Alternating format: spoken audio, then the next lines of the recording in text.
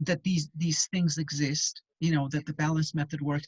I'm just saying there could be zillions of other mechanisms. If I try to reduce them all to the mechanism of the balance method, then I'm not not allowing myself to open up to more options. And it's not because I'm suggesting you should open, you know, you should do my style or you should do X style, or not at all. Okay, so I'm just saying, sometimes listening to what other people do and going, oh wow, this is really cool within their style. So when you asked both sides, one side, you know, all I'm saying is I'm very happy to do both sides, and I'm not worried about, you know, the cost to the patient in terms of pain, because needling wise, I'm not that interested in needling stronger.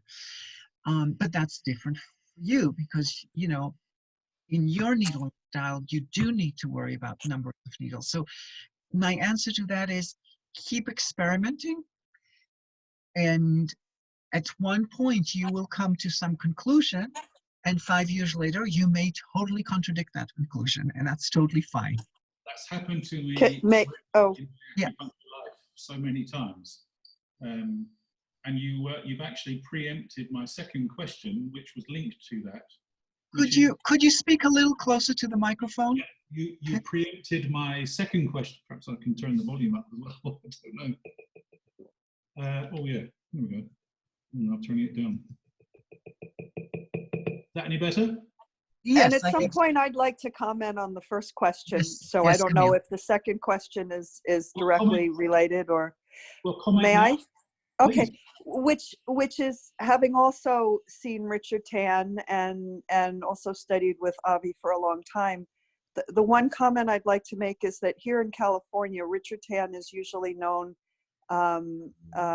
mostly amongst people who work in hospitals who have a very limited time frame, and his style is one of the styles that's known as battlefield acupuncture, where, you know, you can get very quick results in a very, you know, very brief visit, but my experience is that it tends not to be that lasting, and that people need to come back a lot and have a lot of reinforcement.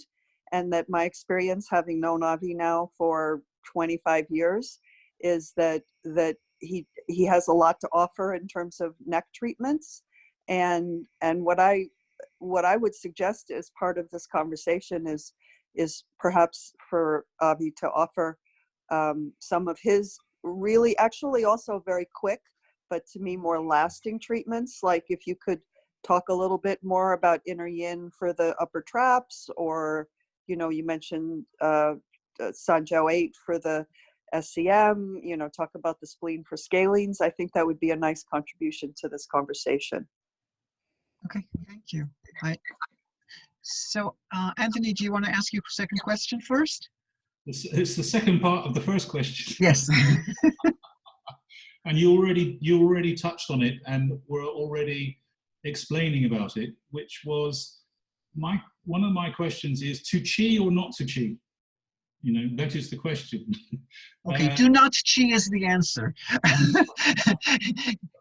That to chi or not to chi is not the question, because chi is many, many things, and I'll give you the answer from the way Jeffrey Yuen said that to me. People talk about de chi, and, you know, in the balance method, I think you do probably need to, quote unquote, get the chi. But for me, because I palpate a lot, okay, my needles are super thin. I don't use a needle thicker than 0.16. Okay, number one is the thickest needle I am willing to use. Okay, and I use thinner needles than that on the feet. So, so just to give you an, you know, on the feet I use 0.12. Okay, that's a needle that a 0.16 is a needle that most Chinese will go, what the fuck? You call this a needle? It's like, it's not in the vocabulary. Okay, so and it doesn't mean you don't get results. And again, I'm not saying you don't get results with thicker needles. What Jeffrey said to me was, and Jeffrey's not a Japanese style practitioner at all, but he doesn't care what needles he uses. He'll use whatever you give him. Years ago, decades ago, when he was needling, Jeffrey said, you know, the chi is your intention. Okay, if you're popping an area, if you're bringing the patient's awareness to the area, that is qi. Qi is not just this crazy phenomenon that happens, you know. And there was a great doctor, she still is alive, in Oakland, California, Dr. O. We all thought Dr. O was just like the thing. You know, she was a great doctor and still is, but when she needled you, it's like, oh my God, you were jumping off the table. Now, the interesting thing about her is she wasn't like other people that you've seen. Dr. O had no problem using guidance. She didn't care. Put the needle in, and she would stand there and hold the needle, and she would tell you, she would go, a little shock, and when the came out of her mouth, you were saying, what are you talking about? The little what? When the shuck came from her mouth, you were like, she totally controlled what was going on. Okay. She's unique. Very few people can do this. Most people are sort of geeky, geeky, geeky, geeky, geeky, geeky, geeky. Do you feel it? Do you feel it? So they're finding the chi, and I'm not opposed, because that is the majority of, I don't have the capacity that Dr. O had, but I'm also happen not to be in the category of people who are looking for chi. So for me, to chi or not to chi is not the question, because don't bother. It's not, for my style, don't bother, because it doesn't make it more effective. Should the patient complain and say, ouch, you say, oh, I'm so sorry, because this is the Japanese way. We believe that, because what happens is the patient's nervous system gets aroused, and that's not so good for the treatment. So for us, it's more important to bring the patient into a parasympathetic mode. Yes, sometimes it happens. They feel a needle. Now, there's a feeling needle and there's a feeling chi. They're totally different, granted. But feeling the chi isn't pleasant for the most part either. So that would be my sense. If you ask the within the 10 people, and I'm definitely not the person to dictate that. I believe that even they have this argument. Do you get chi or do you not get chi? But I think they all do agree that a certain depth is appropriate. And they all talk about, the deeper the problem, the deeper the needle. If the more superficial the problem, the more superficial the needle, etc. So unfortunately, I'm the wrong person to ask the question. Having given a very long answer, that wasn't quite right, was it? So I'm happy to go with Camille's suggestion of moving and give an overview of neck. I just want to check if that's okay with anyone. Anybody who has an objection, let me know. Or if anybody has a more pressing question, let me know. Okay, let's go through neck according to me. So there are, of course, there's, the first thing you want to do is, what's the issue? Like, do you have, where I want to know, where is it painful? Now, the first thing I do, so let's say they go painful here. Okay, just, that's where my pain is. Okay, it's not on the cervicals as it happens. It's on the muscle. I would say that's probably trapezius levator, what I pointed at. Okay, apparently I have a little pain there. So, okay, so, and it's right-sided. Okay. So now I go through, the first thing I do is I go through what else is going on for this person. Why? Because if it's just neck pain, okay, and like they say, I woke up this morning and I have this neck pain, okay, or I went and brushed my teeth and did this, and it really hurts, and so that's why I came this morning. Well, you must be you have very unusual patients, because most patients for acupuncture come months after it's being accumulated. In other words, most of us don't treat the football players, the basketball players. There are some acupuncturists who specialize in that, acute injuries. But most of us are really doing chronic issues, and then I have to ask, why are you stuck in this issue? Okay, I get that you brush your teeth, and did something odd, but well, that wasn't quite the right phenomenon, but you know what I'm saying. But why is it that 3 months later you're still stuck in that toothbrushing position kind of thing? So something isn't working for you, and the question is, what is it? What's behind? What's holding you back? So then I'm looking at the medical history to address the medical history. That was why I was saying, you know, let's say I decided, you know, this person has thyroid issues, or they have an autoimmune disorder, or they have a blah blah, or diabetes. So I'm looking to always treat the first injury. But from the perspective of neck only, and this is really important because neck is one of the few things that I would say, yes, it's worth treating only. Why? The neck is the bridge between the brain and the body. Okay? If the neck is tight, okay, then the rest of the body isn't working, and your body is likely to be in more sympathetic mode than it should be because you're tight-necked. Okay, so it's the releasing of the neck is always a priority in any treatment, no matter what the patient came for, what their constitution is, because it facilitates the flow between the brain and the body. Okay, so for example, just to give you a little more interesting theory, perhaps, Jeffrey Ewan loved this phrase. He called the neck the fifth missing limb. Actually, he still does. I'm sorry. It's not like he died. So the fifth missing limb, we have 4 limbs where we say the very important points are, and then we have the neck, and they say windows of the sky, something like that, our points are in the neck. So it's very important not necessarily to needle the neck, but to release the neck. So when I look at areas, and I'll remember this point in a moment. So let's say, because we each address patients' constitutions different, but in terms of tricks for the neck. So I check a number of things. First of all, in any neck problem, I need to check the SCM. 1, 2, 3. Okay, the SCM is a major muscle of the neck, for one thing. It twists from side to side and bends it. Okay, the other thing is it's over the vagus nerve. Okay, so it controls the sympathetic, or rather, it controls the parasympathetic feedback to the body, which means it controls a lot of the pain perception, because if there is not enough parasympathetic through the vagus nerve, there will be sympathetic dominance by default. Okay, so releasing the SCM, okay, and I palpate the SCM with a flat part of my hand. 1, 2, 3. Some people, if they're very, very long necked, like a ballerina, would have 1, 2, 3, 4, maybe 5. Which area is painful?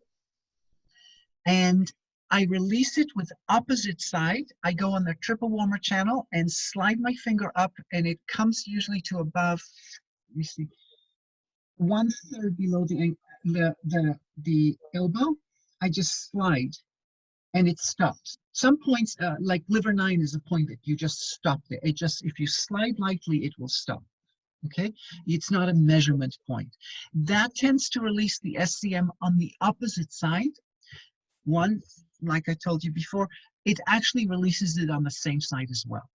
Okay, this point also releases the cervicals. If you press on the cervicals from the side, that point, it tends to do a good job for the cervicals as well.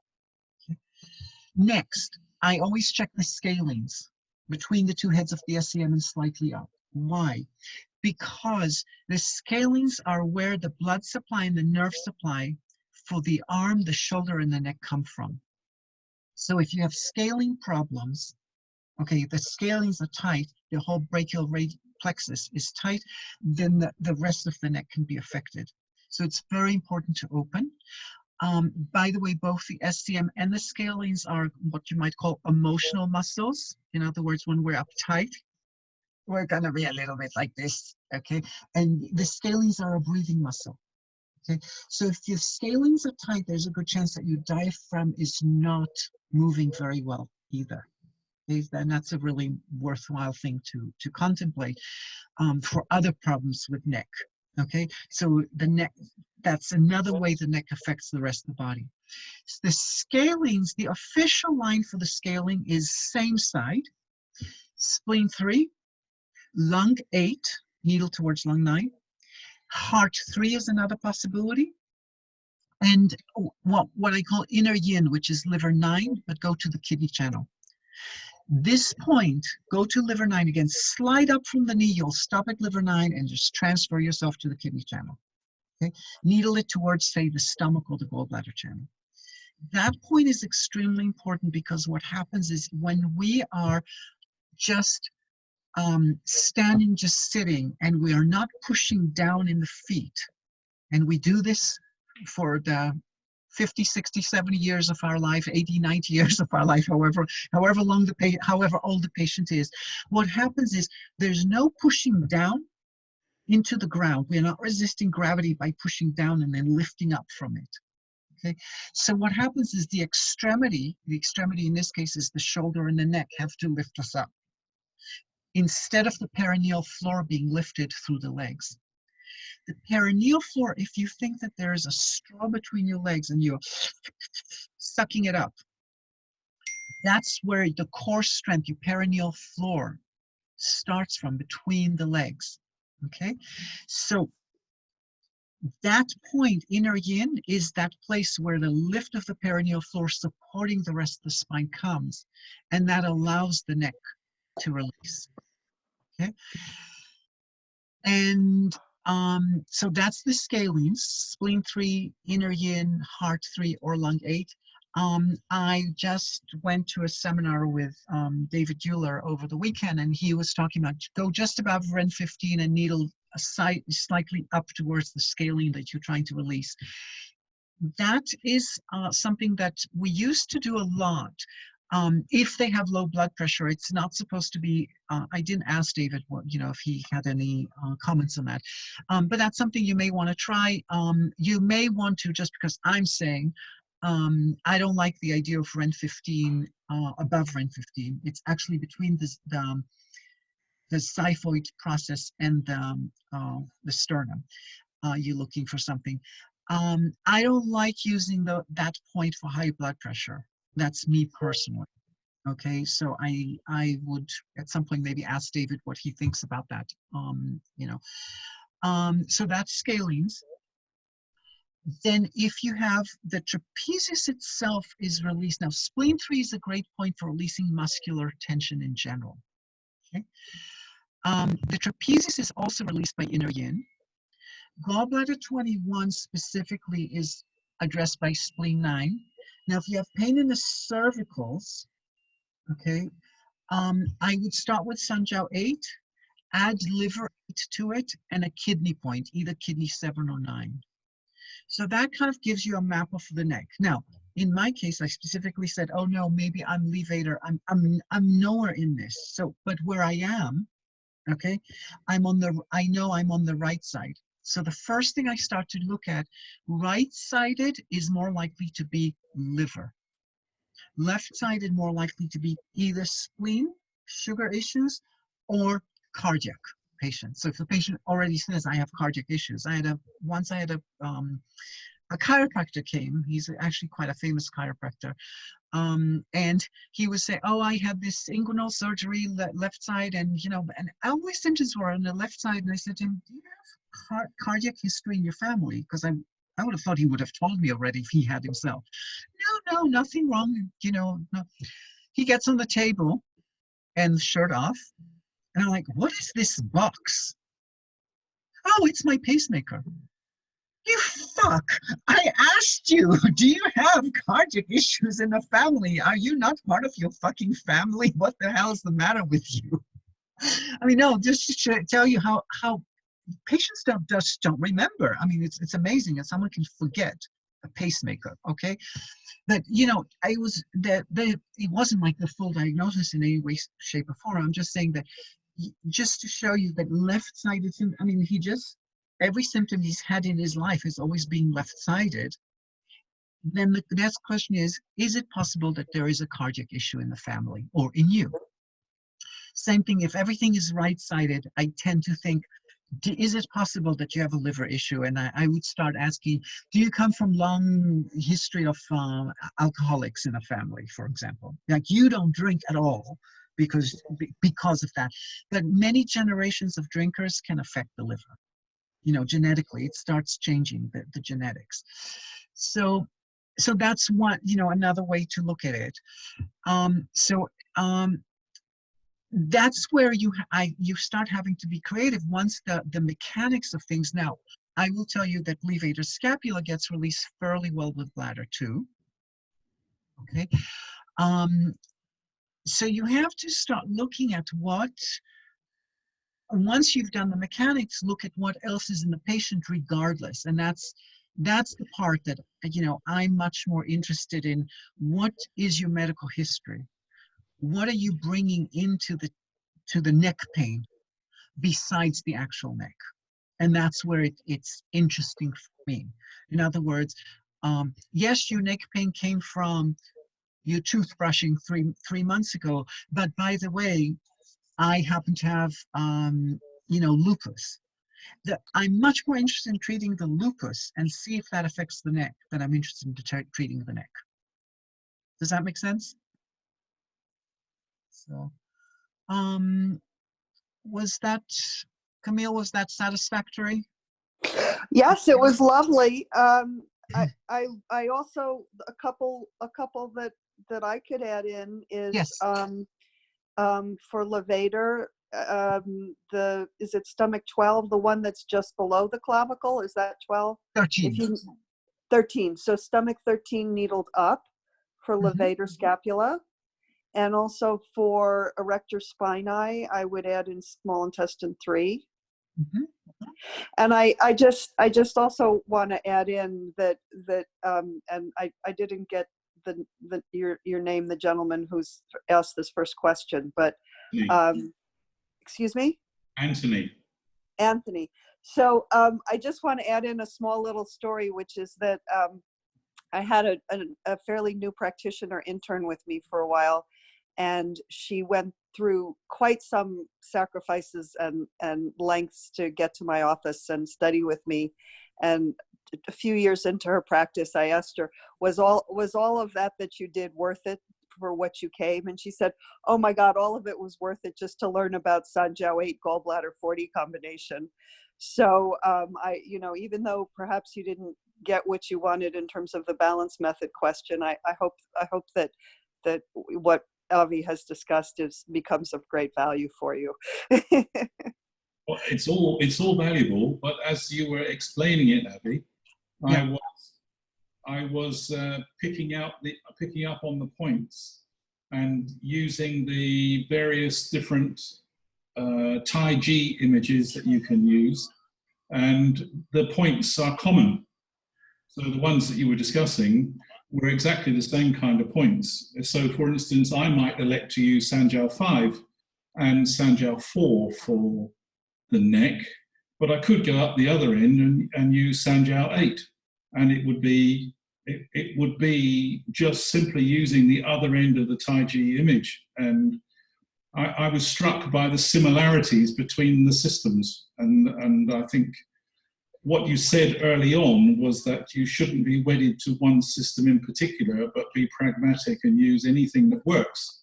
The trick for us as practitioners is to develop that overall knowledge that enables us to know what are these various different things that will work for this. And I have some way to go. I can say. Let me just say something about that. Like I said, the balance method, if you use the balance theoretical model, you can explain anything and everything. In other words, nothing is going to be new under the sun. Because no, seriously, and Richard was very clear about that in a way. I mean, he didn't say it the way I'm saying it. I'm saying it a little bit negatively. He said it very positively. He said, oh, everything falls under the balance method. Yes, of course. Because, there's a human body and you can divide it into quadrants and make, and then you can say, well, it wasn't the opposite quadrant, it was the blah, blah quadrant, and we have there's always a way to explain. What Camille's just suggesting is that this point of Sanjiao 8, 1/3 below the elbow, is a super important point to forget the neck. It's a point that releases the autonomic nervous system because it releases the SCM, and because of that, her person said, "Oh, that's really worth learning. And I would say that's really true. So, it isn't so much, yes, I can tell you that the San Jiao, for example, the word Jiao, okay, which we say burner, the 3 burners, the 3 heating spaces. But Jiao, actually, the way it's spelled or written, rather, is it's like a dove, a bird over the fire. Okay, so that's what they mean by a heating space. You put the bird on the in the oven. Okay, if you're the bird in the oven, you would be a little bit anxious. Okay, so Jiao also means to worry, to be anxious.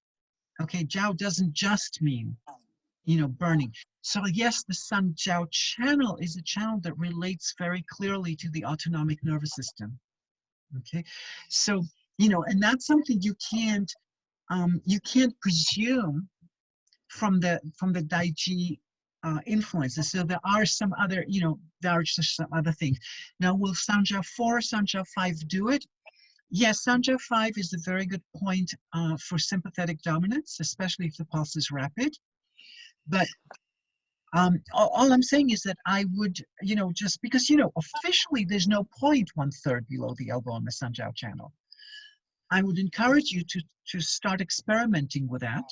You don't have to get a huge amount of qi. Since this is not you can just stick the needle in very gently, do very little, and see, so you're not afraid of causing more discomfort for the patient by experimenting with a point, and see what it does. You might be like some of the quite a few other people who have said, wow, this point is like, this is really worth, regardless of whether I do TCM, whether I do 5 element, this is a point that could be worth adding. And then you can say to yourself, then you experiment, does adding it interfere with the balance or not? And I certainly can't answer that, if that makes sense. But yeah, just one second. No, yeah. Just the inner, if there are 2 points that I would encourage you, because they don't exist in the regular dictionary, inner yin and Sanjiao 8 are definitely things that are worth experimenting with, no matter what else you do. I think that most people will find that they create a huge amount of extra that's worth the effort. Go ahead, Camille. Well, I was going to ask a slightly new question, so please finish. Yeah. No, I'm finished. Okay. Anthony. Okay. So as long as we're in this general area of the body, do you have any suggestions for subscapularis and teres minor? I'm assuming that we're talking about somewhere here. Right. Yes. Exactly. My anatomy is not fabulous, Yes, I think so. Oh, just one more thing on neck. Anything to do with neck, very important to look at the upper thoracics, T5 to T2, and release that from the Watto.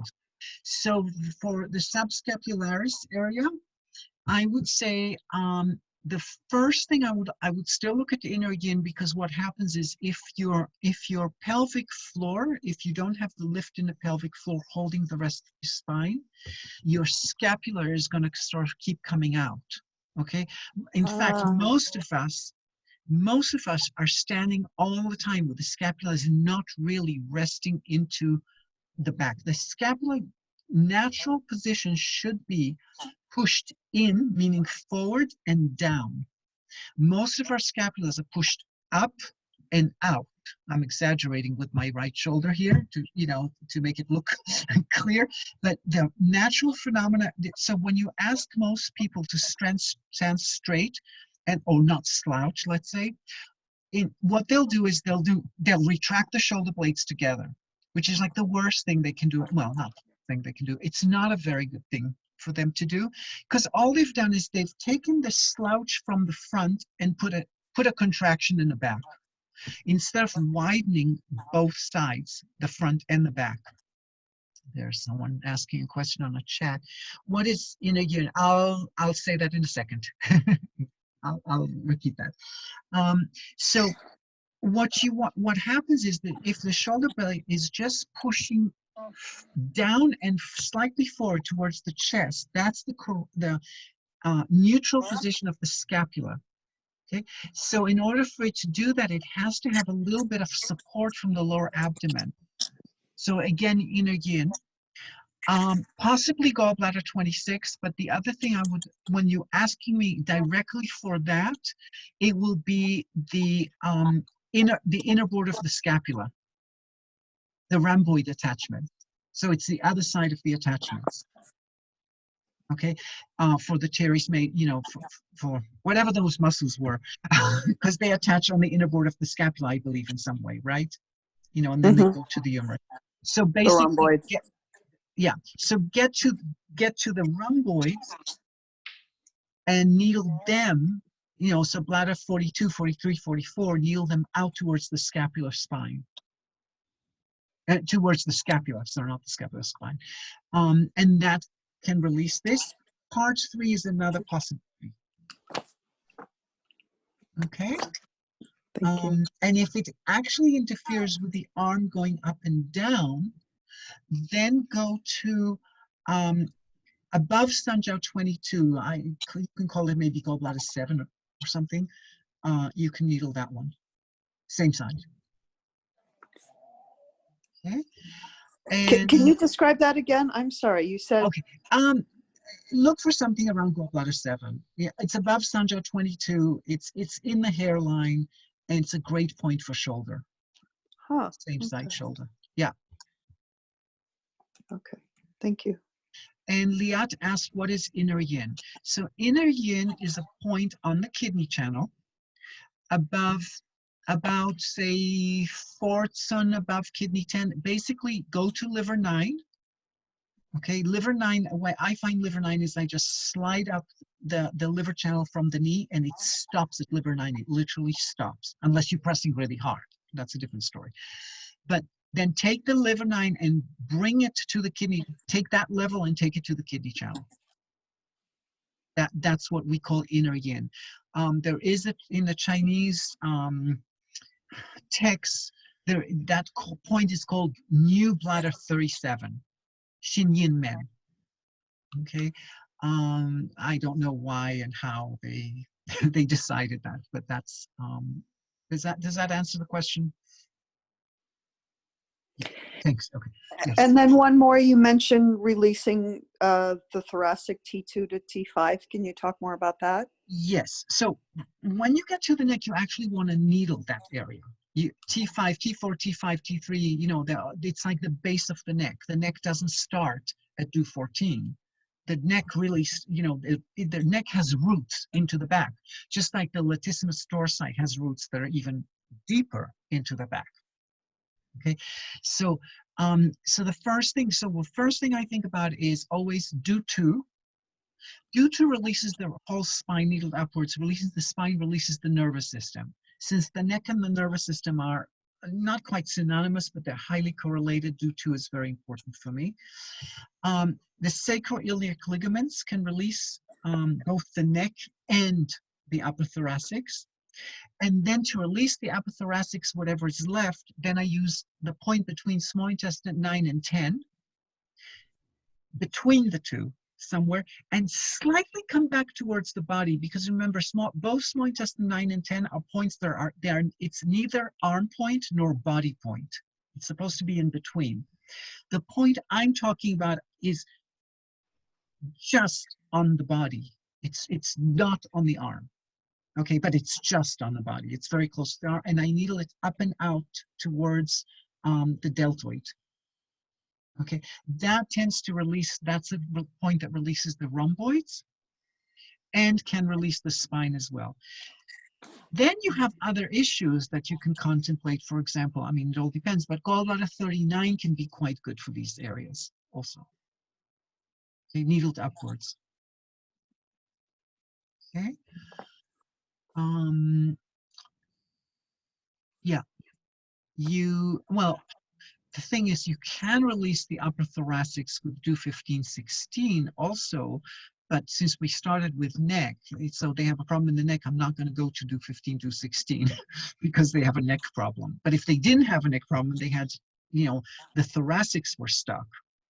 Okay, that's a different, that I'm perfectly happy to do. The other thing is sometimes there are people like everything is slouching down, they're just kind of have this, so those are the people that sometimes stomach 13 works very well for, to lift them up. Okay, but on the back, the point that can be equivalent to that is bladder 49 needled upward. Bladder 49 is outside the spleen shoe.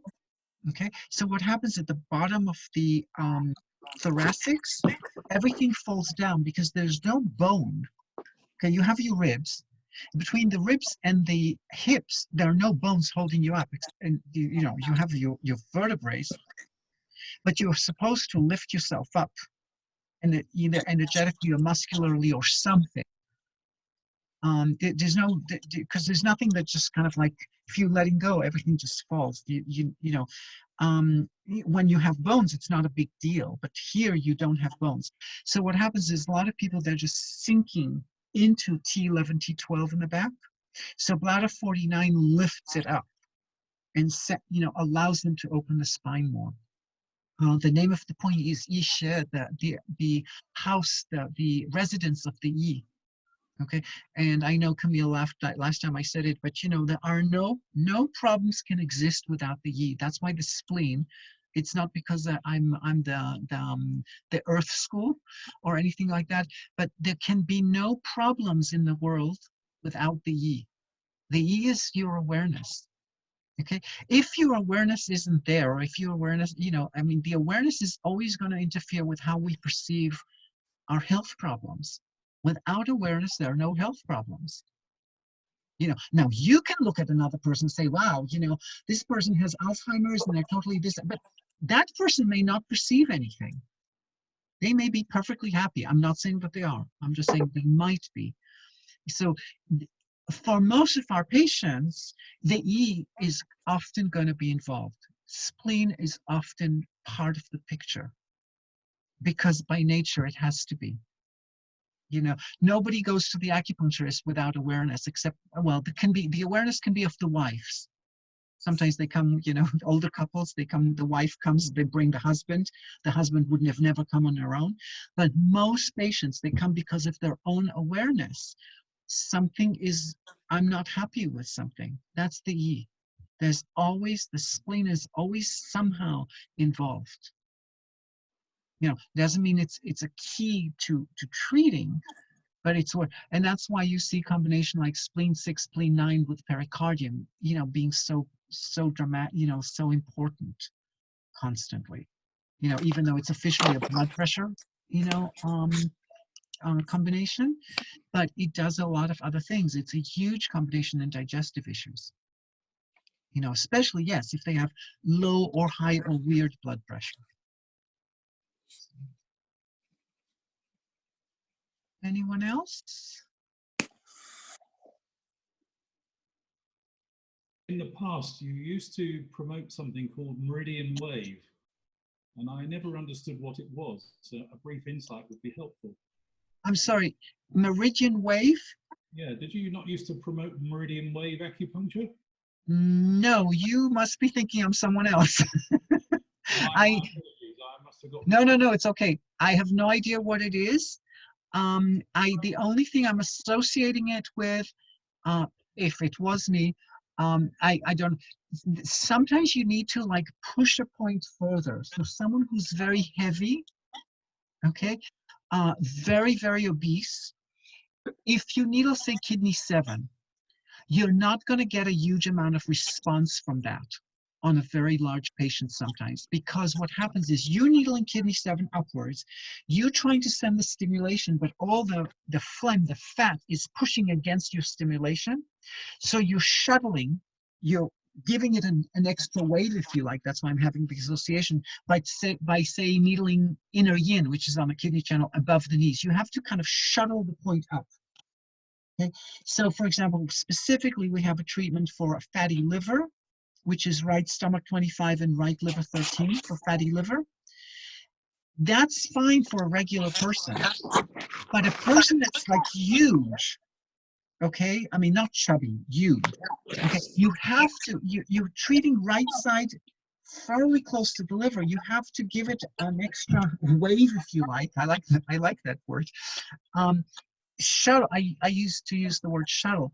Move from left gallbladder 26 to left stomach 26, 27 to Ren 6 in the center. Then you can do stomach 25. Now you've kind of created a wave that's going to, you know, resist all this push down that the fat gives them. Okay, so that's the only association that I have with Frey's meridian wave. Confused with someone else. My apologies. No, it's okay. See, I can take on anybody else and make it sound like I can bullshit for them. No problem.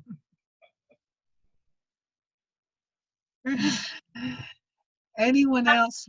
Can I ask about the neck? It's slightly different about, we've been talking about slightly bit more of muscle, more heavily muscly related, but I do see people with the autoimmune conditions, and I have experienced a couple of times when I was palpating around the neck, not specific point per se, but more of a due channel.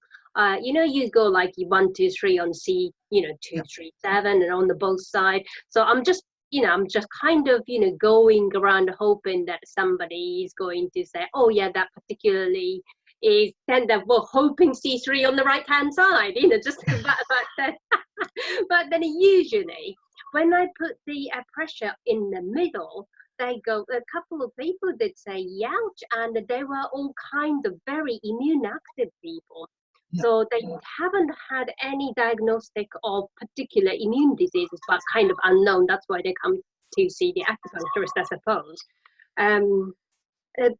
But yeah, the more than couple of occasion, I just thought, what's happening in the neck area with the immune system?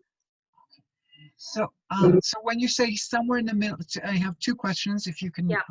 So when you say somewhere in the middle, meaning below C3, like C4, C5? No, it tends to be all along C. So C2 to, you know, where we can feel it. C2 to C6, 7. So Okay. anywhere along that, and the equator or in the June channel.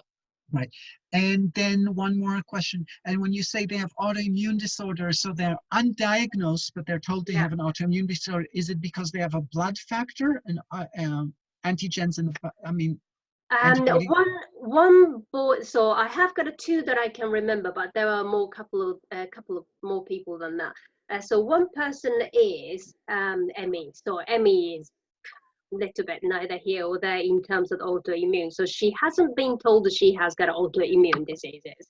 Okay. But there are a lot of immune effects. Every cold she has, she just basically, well, she doesn't get cold, but then she just gets a knockdown with her, you know, energy and sleep, and everything just goes haywire. And another person who had almost a suspicion of myasthenia gravis, because he could not really, he started to feel that his jaw wasn't chewing the food, and then 3 days later he was in wheelchair.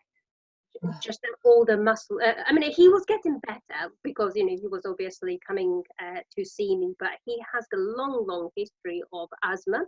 So there's an immune thing as is always going on, and lots of pain in his joints generally, although he copes well.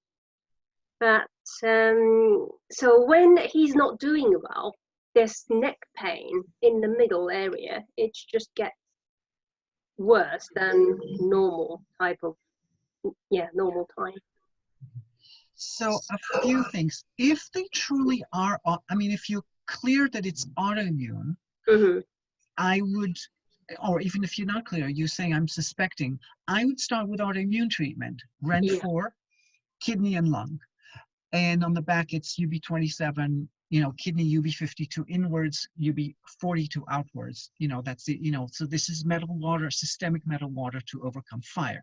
And that's, so, you know, even if they don't have autoimmune, if there's a lot of inflammatory processes anyway, that's a fairly safe way to do it. That's one, you know, that treatment is one of my, it's one of my bread and butters. It's not a breadstick.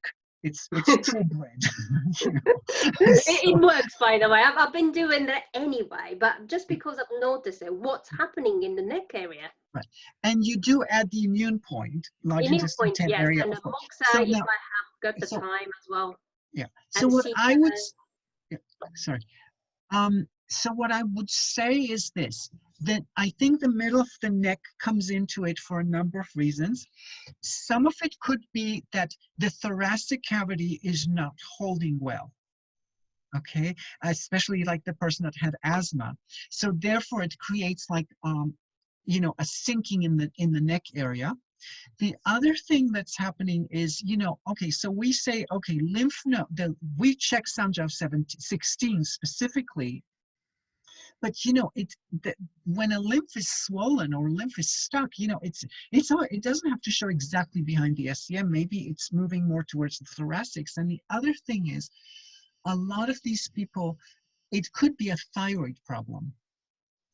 Okay, so what happens, so because if you're looking, so when you're saying it's like C2 to C6, if you needle stomach 9 or large intestine 18, you will probably get this resolved. Okay, so before I would needle it, I would release it. So you can release it with kidney, or you can, or both stomach chi, the bumps on the stomach channel below stomach 36. Okay, any of the, you know, so I would start with that. But I think what happens is that sometimes if there's something is stuck in around the thyroid, it's going to project backwards, which is why stomach 9 and large intestine 18 are such good points to release the neck. Okay, the back of the neck. Does that make sense? But yeah, I would, yeah, if you're doing autoimmune, you're doing immune. The other thing is there is more immune stuff that you can conceivably do on the back, which is the under the scapular spine below small intestine 12. Now that is officially specifically for lung infections. Okay, but it's still and small intestine 11 also, you know, see if there's a puffiness around small intestine 11 and surround it and occue it. Okay. I've seen that on the left-hand side on Kiko's book for the cardiac, and then you do use that for the cardiac as well. But yes, in this case, specifically separately to can the be lung. yeah, so it is small intestine 11 for cardiac definitely can show, although it's just as common to see the inner border of the scapula on the left side. Small intestine 11 in general can be puffy. On the left side, it suggests cardiac. On the right side, it comes with digestive issues. Okay, so so same principle of surrounding and doing OQ on the moxa, on the needle. But small intestine 11, the name is Tianzhang. Zhang as Zhang Qi, the pectoral qi. Okay, so it's related. And then you can, if you want, you can see if stomach 30, which is a point that's related to the pectoral qi, because the pectoral qi has to go down to stomach 30, especially on the left. See if it's related, but maybe not. But if you're looking at the neck, you know, see if small intestine 11 and or the points just under the scapular spine, needle towards the scapular spine, help the neck. Because those are, both of them are lymphatic, because, you know, the pectoral qi, the zhang qi, is basically, it is somewhat related to lymphatic. I don't want to like sound dogmatic and say it is lymphatic, because it isn't, because it's other circulation in general, but it's definitely also to do with lymphatic. Okay? Okay, thank you. You're welcome. Anyone else?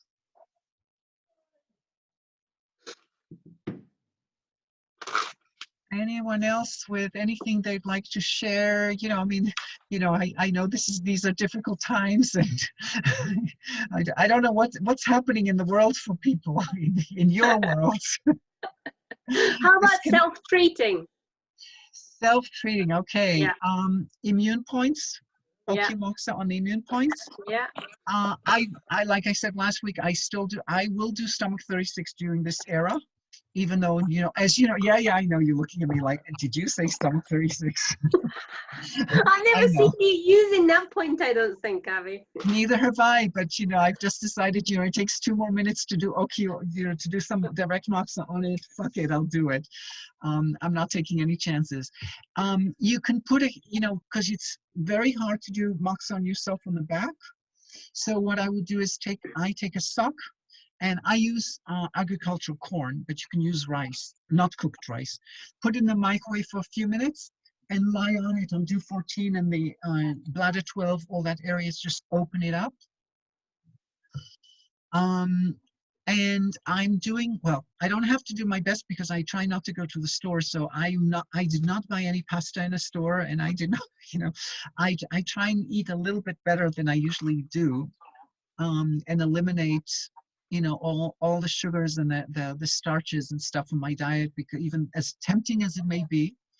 And here, when New Hampshire went under shutdown orders, which was Friday night, we went quite late, actually. We have an interesting governor. Until this morning, I was planning, I was designing my orange patch dress for the Easter extravaganza. Unfortunately, it's been canceled because Trump just declared that we are actually in shutdown for the rest of the month. He finally came to his senses, but anyway, sorry, I should not talk politics. That's not very good. Where was I? Oh, so the liquor stores here are open. They're considered an essential service. Now, it's true, if you are a true alcoholic, if you are absolute alcoholic, like in end-stage alcoholism, you cannot withdraw from alcohol. So yes, it's essential. But I'm afraid that's, so I would suggest to people, yes, get yourself some vodka in case you need to sterilize something. But I think, no, this is a time when we withdraw to habits that are not so good for us and can affect our immune system. So just to watch out. I know the drinking is a problematic area for people. I've no judgment. I've never been a drinker, so I don't have the right to, I don't like alcohol, so it's not fair. But just observe, like how much is, might get us a little bit more than a little groggier, a little less, available. So yeah, I'm just exercise. I know that some countries you can't go outside away more than 100 meters from your house. I understand that in Italy you can't, I don't know. Some places maybe you can't leave at all legally, but here we can leave the house and we can go places. On your own. So go out and get some fresh air, or if you have a garden, if you don't live in a city, if you are, just exercise, some venting of the lungs in all manners is really important. Moving your liver is going to be important, even though this virus doesn't attack the liver. The liver is to a large extent a lymphatic node in a weird way. It's a blood node, not the lymphatic node, like the spleen is actually a lymphatic. But it's important that the liver gets massaged. Just like the Chinese say, if the liver is stuck, the qi is, there's not going to be good microcirculation, which means the lymph is not going to be able to vent out any pathogens. So those are mine, the things that I think are important. And I think, Chiho, you said you're now officially on retreat that was supposed to be in Spain, right? So it's time for you, so just do your own retreat in your, it's time to really, for all of us to evaluate what, I've had a number of friends who've said to me, and I have to say, it's occurred to me too, will I go back to, I closed my clinic 2 weeks ago. It was not quite mandated. I don't even know if it's mandated, because some people say it's an essential service. And I'm going, bullshit. I don't, I think it's much more important not to encourage people to go out. But once I did, it was very clear to me. But I have to say that at this point, I don't know if I'll be able to go back to practice, in a few months or in a year or whenever. I'm not making any predictions. But a number of my colleagues have been saying, older ones, granted. I don't know if I'll go back to practice. I don't know if I can, to start from, basically starting from ground zero. at a certain age is not so easy. So these are all things to contemplate, you know, as practitioners, as human beings, you know, this really gives us a sort of sense of what is it my life is about? What do I want to do? And now that I can't go out and interact and you know, yes, I can do a certain amount of Netflix or whatever, but you know, it really makes, it's a call for internal search. You know, and I think that's useful, whatever happens. You know, I think it's useful. So, but in terms of acupuncture, moxa immune point around large intestine 10, you know, heat on the upper thoracic, do 14 area, and of course, stomach 36, of course. I have essential oils. I rinse my nose every day with a quarter teaspoon of sea salt and a drop of, say, rosemary, oregano, thyme. You know, I change every day to, you know, just in case, and snort and spit out. That seems to be very good. There seems to be more and more articles about that method of doing things. I think doing anything we can, you know, not to get depressed. This is obviously very depressing, and it's going to get more and more depressing the longer we are away from engaging with what we want to do. So do the best we can and look at it as much as we can. This is an opportunity for growth. Not the kind of growth you know, it's always, you know, in the spiritual circles, we always talk, oh, adversity is such a good teacher. You know, yeah, it is, but you never look for that teacher. I want the lesson without, I want the end result without the process. So this is a time to accept that the process sucks. And in the end, like anything else, we will grow from it. So if I can keep that perspective to the extent that I can, that's all I can do. I don't know.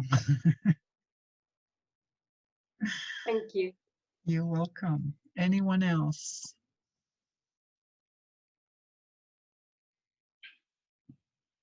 All right. Yes. Hi, I Tim. was wondering, I was wondering about the immune point on the arm, but I think you answered it, just near LI10. Okay, it's between large intestine 10 and 11. Now, people take, can you see? Yeah. Okay, people take the large intestine is supposed to be this line. Uh-huh. So if you come to around large intestine 10, you're actually, what I'm looking for is actually closer to the bone. So think about it a little bit more Sanjiao-like. It should release Sanjiao 16 area because this is a lymph area. Sanjiao 16. So the large intestine 10, 11, it's closer to the 11 than 10, by the way. Okay, and it's on the edge of the bone. You will feel like it's the way the muscle adheres to the bone has something to the immune system, in my experience or my imagination. And it should release pressure pain here. So when you experiment, you know, right now on yourself, you know, and it's the same side. So I'm pressing on Sanjiao 16, finding a place that feels congested, yeah. And then I'm pressing on the immune point towards the small intestine channel. And then I'm going, often what you'll find is that if you're not pressing on the neck, you're just leaving your fingers there, you go, ooh, that felt like it expanded under your fingers. In your case, it's your left hand, it looks like. The Sanjiao 16, the finger that's touching Sanjiao 16 area is going to feel like something is expanding. Okay, or releasing or whatever. That's the right point. Okay, so the point, you know, for me, points are not prescriptions. Like the locations in the books are cute. They're irrelevant. To me, a point has to release something physically. I have to see that something is happening. The point actually releases something. Now, of course, on myself, it's a lot harder to do, but on a patient, it's always, I don't just stick a point in because it's a good point. I press on the point, make sure something changed in the neck and the abdomen, you know, it's just a different kind of system. And then I can say, okay, this point is effective and this is the location. So for example, my liver 5, which is my go-to point for endometriosis. okay, is moxa liver 5 is not 5 tsun above the ankle. It's not quite halfway up from the ankle, but I'm looking for a hole. And actually, there's usually at least 2 holes on the bone. Okay, the name of the point is a worm hole. A worm is eating up the wood channel kind of idea. So you have to look for the hole. Many people take the liver channel behind the bone, and Wang Zhuyi takes it way behind the bone, okay, which just shows you that everybody can take points wherever they want. There's nothing wrong. Okay? But for me, the point is on the bone. There's a dent in the bone. And that's where I would moxa for anybody with endometriosis. So I guess this will be the other tip. Anybody with endometriosis, no matter what they came for. So recently I had a woman who came for like weird, unexplained pain, right-sided. She's been for it's 2 years, I think, or at least 1.5 years. She's been seeing a whole bunch of practitioners who I know are good, you know, so it isn't, thank you, Liat, happy passiver. So when liver 5 was a huge point for her, there were other points that were important, but liver 5, you know, when I do moxa on liver 5, the whole pain along the ribs and their sciatica releases. It's not a point that's related to sciatica in any way, shape, or form normally. It's not a point that's related to the ribs, or, you know, but it's a point that's related to the fact that if you have endometriosis, that point is going to work for you. But I started because location-wise, it's like so off where the book is, because the book says 5 tsun, and I guarantee you, it's always above. You know, so locations of point, you know, so you know we call this immune point because originally Nagano used it for people who've had their tonsils removed. This point is very good for them. Okay, thank you. Yeah. You're welcome. Thank you. Anyone else before we end? All right.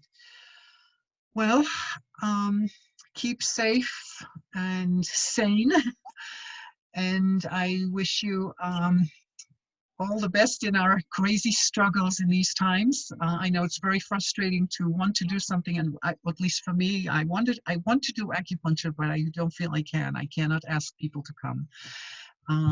It's not good for them, not good for me probably either. And I will be here next Monday.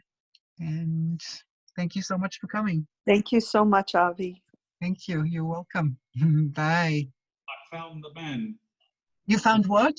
The Meridian Wave Acupuncture. Oh, okay. It's Amos Ziv. Amos Ziv? Yeah, Z-I-V. I don't know who he is. So another damn Israeli. We should find out who he is. Liat will be able to help us. She's in Israel. Liat, you can type in. Do you know who Amos Ziv is? Oh, okay. NF. Okay, I couldn't figure out what she wrote something. I thought it was a website, but yes, she does know him. Maybe she can give you information on who he is. He will if she types anything else, because she doesn't have a microphone, unfortunately. As a result of my confusion, I took the opportunity of using this laptop alongside me, just stick it into Google, and it came up and brought his name up, and then there's Oh, okay. So you know how to find him. That's good. Well, I do now, but Excellent. it looks like a version of Balance. Oh, okay. Fair enough. Wonderful. All right. Well, thank you, people, and keep well. And I'll see you perhaps next week. Thank Yes, you. Thank you. Thank you so much. Bye. Bye-bye. You're welcome. Bye.